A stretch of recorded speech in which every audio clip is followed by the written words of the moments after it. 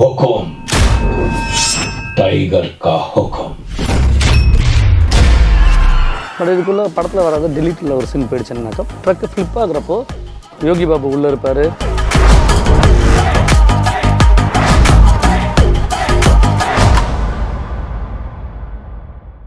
எனக்கு சந்தோஷம். அம்மா என்னம்மா நீங்களும் இவ சொல்றான்னு அவளை நம்பி சந்தோஷப்பட்டுட்டு இருக்கீங்க? அவ பண்ணதெல்லாம் மறந்துட்டீங்களா நீங்க? நான் எதையும் மறக்கல துர்கா. என் புள்ளைக்கு எதிரா பார்வதி அவனை பழி வாங்க நினைக்கிறாளேங்கிற கோவம் தான் அவ மேல எனக்கு. இப்போ என் புள்ள மேல குடுத்திருந்த கேஸ என் மேல வச்சிருந்த மரியாதையால அவ வாபஸ் வாங்கியிருக்கா. அதுக்காக தான் நான் சொன்னேன், இதுக்கப்புறம் என் புள்ளைக்கு எதிரா அவ இந்த மாதிரி எதையுமே செய்யாத வரைக்கும் நானும் எதுவுமே பண்ண மாட்டேன். அவ மனசு மாறிட்டா எனக்கு அது சந்தோஷம்தான். இப்ப நான் சொல்றது புரியாதுமா உங்களுக்கு? கூடிய சீக்கிரம் புரிஞ்சுக்குவீங்க. அத்தை, அப்படியெல்லாம் எதுவும் ஆகாது. சந்தோஷ் மாமா வெளியே வந்துட்டாலே என் அக்கா புரிஞ்சுப்பா. அது மட்டும் நடந்தா போதும், எல்லா பிரச்சனையும் சரியாயிரும். மலர், அத நான் பாத்துக்கிறேன், நீ கவலைப்படாத சரியா? நான் லாயர் கிட்ட பேசி அதுக்கான ஃபார்மாலிட்டிஸ் என்னவோ அத பண்ண சொல்றேன். சரிங்க அத்தை. சரி, பிரச்சனை எல்லாம் முடிஞ்சிருச்சுல, நீ ரூமுக்கு போய் ரெஸ்ட் எடு. சரிங்க அத்தை.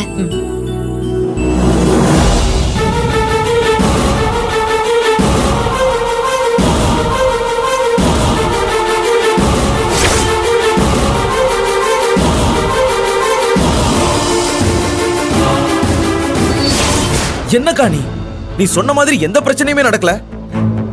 அவங்க வீட்டை அடிச்சு நொறுக்குனா அந்த கோவத்துல அர்ஜுன் மேல கேஸ் கொடுப்பாங்க. அதனால அம்மாவுக்கு அந்த பார்வதி மேல கோவம் வந்து பெரிய பிரச்சனை ஆகும்னு சொன்ன. உன் பேச்ச கேட்டுட்டு போய் கடைசியில நானும் அவங்க கூட ஸ்டேஷன்ல உட்கார்ந்ததுதான் மிச்சம். ஒவ்வொரு வாட்டியும் நாம இந்த மாதிரி என்ன பிளான் பண்ணாலும் அந்த மலர் அதை ஈஸியா சமாளிச்சு நம்ம காப்பாடிக்கிறான். இதுல அம்மா கிட்ட நான் அடிவார வாங்குற மாதிரி ஆயிடுச்சு.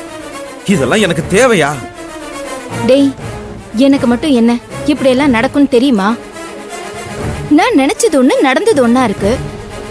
என்ன பண்ணி தொலையிறது? என் பிளான் படி எல்லாமே கரெக்டா தான் போய்கிட்டு இருந்தது. அந்த மலர் பார்வதி கிட்ட சமாதானம் பேச போறேன்னு போய் மொத்தத்தையும் கெடுத்துட்டா. ஆனா அந்த பார்வதி எப்படி சம்மதிச்சான் தான் எனக்கு இப்ப வரைக்கும் புரியாத புதிரா இருக்கு. அவளுங்களை ஏதாவது ஒண்ணு பண்ணணும். துர்கா,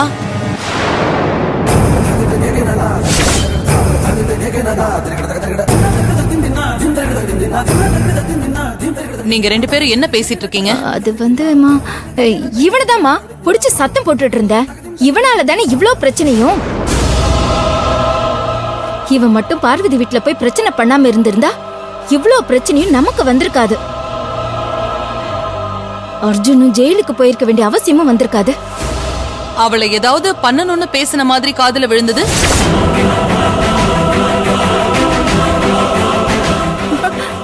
அப்படியெல்லாம் எதுவும் சொல்லலம்மா. இவங்க பாட்டுக்கு போய் வீட்டை அடிச்சு நறுக்கிட்டு வந்துட்டாங்க. அதான் அவங்களுக்கு ஏதாவது பண்ணணும், அத பத்தி உங்ககிட்ட வந்து பேசணும்னு சொல்லிட்டு இருந்தேன். அதையேதான் நானும் சொல்ல வந்தேன். சிவா, சொல்லுங்கம்மா. இத கொண்டு போய் பார்வதி வீட்டுல குடுத்துட்டு வா. என்னம்மா இது? இதுல 3 லட்சம் ரூபாய் பணம் இருக்கு. இத கொண்டு போய் பார்வதி கிட்ட குடுத்துட்டு பண்ணதெல்லாம் தப்புன்னு சொல்லி மன்னிப்பு கேட்டுட்டு வா. இந்த அப்படி. அம்மா, இவ்ளோ பணம் எதுக்குமா? எதுக்கா? இப்பதான் இவன் பண்ணது தப்பு, அவங்களுக்கு ஏதாவது பண்ணணும்னு பேசிட்டு இருந்தேன்னு சொன்ன. அப்புறம் இப்ப எதுக்குன்னு கேக்குற? அது அப்படி கேக்கலமா. நாம அவங்க மேல கேஸ் கொடுக்காம விட்டதே பெரிய விஷயம் தானே. இப்பதான் எல்லா பிரச்சனையும் முடிஞ்சிடுச்சுல, அப்புறம் எதுக்குமா நம்ம பணத்தை கொடுக்கறதும் இல்லாம மன்னிப்புலாம் கேட்கணுங்கிறீங்க? அவங்க ஆரம்பிச்ச பிரச்சனை தானமா இது. அவங்களே கேஸ வாபஸ் வாங்கி பிரச்சனையை முடிச்சிட்டாங்கல்ல. அப்புறம் எதுக்காக சிவாவை போய் மன்னிப்பு கேட்க சொல்றீங்க? பிரச்சனையை ஆரம்பிச்சது என்னவோ அவங்கதான், ஆனா அது அவங்களே முடிச்சிட்டாங்கல்ல. இதுக்கு நடுவுல ஆளுங்களை எல்லாம் கூட்டிட்டு போய் அவங்க வீட்டுக்குள்ள நுழைஞ்சு ரவுடித்தனம் பண்ணி இந்த பிரச்சனைய பெருசாக்குனது இவன் தானே.